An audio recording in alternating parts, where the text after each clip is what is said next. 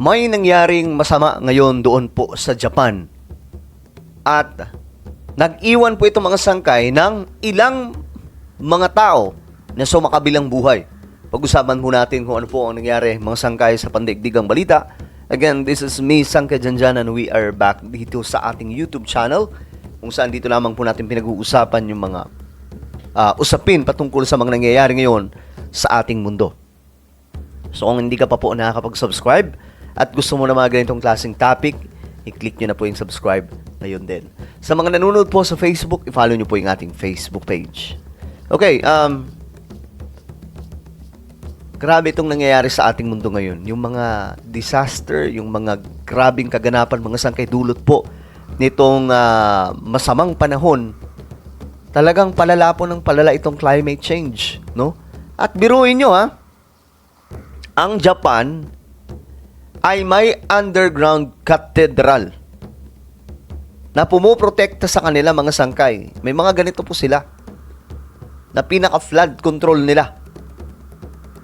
Sa ilalim ng lupa napupunta yung tubig baha. Pero, anong nangyayari? Kasi ito yung balita mga sangkay sa Japan. Ito, tingnan po muna natin yung mga report na ito. Pray for Japan, hindi bababa sa 8 ang, ayun na nga, sa makabilang buhay dahil sa record-breaking na pag-ulan na nagdulot ng malawakang at matinding pagbaha sa Chiba Prefecture sa Japan nitong Huwebes ng gabi.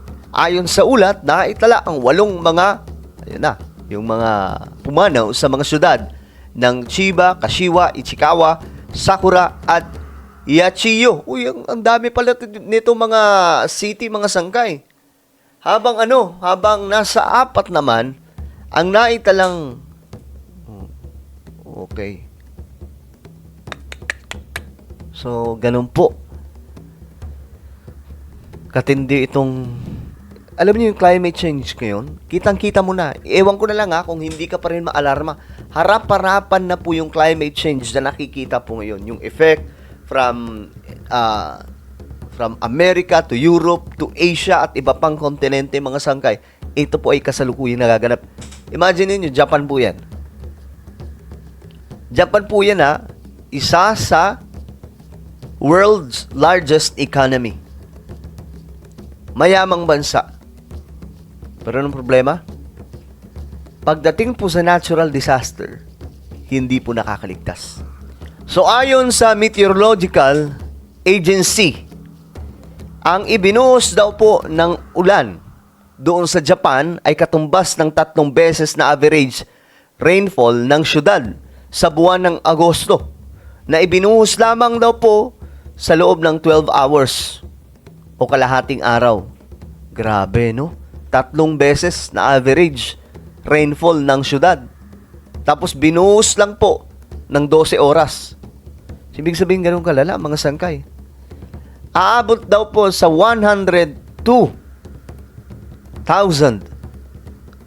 na residente ang inilikas sa Chiba, habang aabot sa 7,000 na pasahero naman ang stranded sa Narita Airport. Ito po yun, mga sangkay. Japan po yan, hindi po yan Pilipinas. How much for ang Pilipinas na kinukurap po yung mga flood control, di ba? Yung mga budget para po sa mga project. Talagang mga sangkay, malala talaga mangyayari sa atin. Sa Japan nga Dagdag pa natin, mga sangkay, yung kadugyutan po ng mga Pinoy na kung saan-saan lamang po nagtatapon ng basura, talagang tatamaan tayo. So, ito yung situation, Japan. Parang mas malala pa nga po sa Pilipinas to Ayan, maladagat. 'Di ba? Sa Japan po yan, guys. Ganyan po sa kanila. Parang hawig lang po ng Parang hawig lamang po ng Malabon. O saan pa ba yung mga binabaha dito sa Metro Manila? Ayan, mga sangkay. Kala mo, Elsa lubog. So, ito po yung resulta ngayon ng climate change. Malala po talaga itong climate change na dapat pong, kumbaga, aware ang mga tao dito. Kaya nga, every time na masama ang panahon, kung delikado yung lugar nyo, lumikas na kayo. Huwag nyo lang hintayin kung kailan nandun na, matatrap na kayo, kung kailan na wala na kayong ligtas, tapos kalahati pa po ng gabi, sa hating gabi, nandun kayo sa bubong.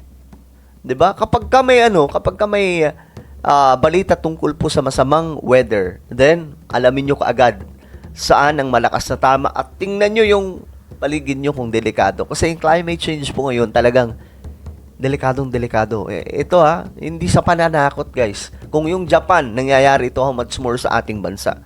Alam po natin na parang common at normal po nangyayari ito sa Pilipinas. Pero sana tingnan po natin, yung mga mayayamang bansa na may mga malalaking infrastruktura na mga sangkay, pangbaha ay hindi po nakakaligtas sa mga malalaking baha. How much more po tayo mga sangkay na tayo, hindi naman po tayo mayamang bansa. Mayayaman yung mga politiko, pero tayo, hindi po tayo mayaman, di ba? O ayan, mga sangkay, mga bahay, pinasok na ng tubig. Tingnan nyo yan mga sangkay. So grabe ito, sobrang lala nang nangyari doon sa Japan. Sa China nga, ito sa China, tingnan po ninyo. Sa China po yan mga sangkay. Ito bago lang to mga sangkay. No? Nito lang din, halos kasabayan lang din po ng Japan. Magkasunod sila, sabay ba o magkasunod lang? Basta ito po. Grabe, no? Imagine niyo yan. Mga mayayamang bansa. Ito China, second largest economy in the world. Pero mga sangkay, tingnan nyo naman yung nangyayari. Diba? Nakakakilabot, nakakatakot mga sangkay. Itong realidad ngayon na nagaganap sa ating mundo. Because we are facing climate change. At ito pa ngayon babala ng mga scientist By 2030, mas malala na daw po.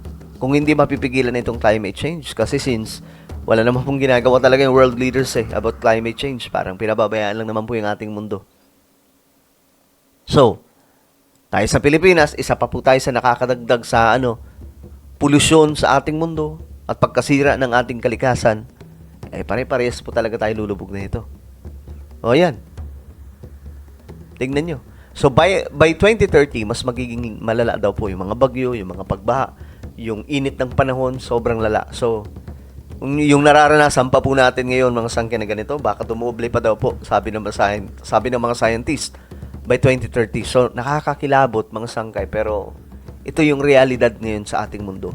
Nasisira po ang ating planeta. That's why, pansinin nyo mga sangkay sila Elon Musk, saan gustong pumunta? Sa Mars, kung saan-saang planeta. Kasi, gets nila na mayroon pong masamang nangyayari sa ating mundo.